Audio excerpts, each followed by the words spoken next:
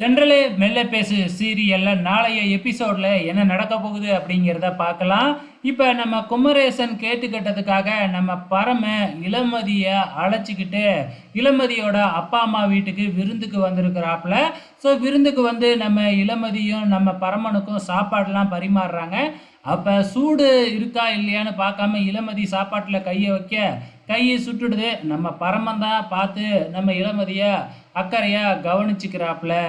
ஏற்கனவே வந்து நம்ம பரம மனசுக்குள்ள ஆசையை மறைச்சி வச்சுக்கிட்டு இதெல்லாம் வந்து பார்த்தீங்கன்னா உன் அப்பா அம்மாவுக்காக தான் அப்படின்னு சொல்லிக்கிட்டு இருக்கிறாப்புல இல்லையா.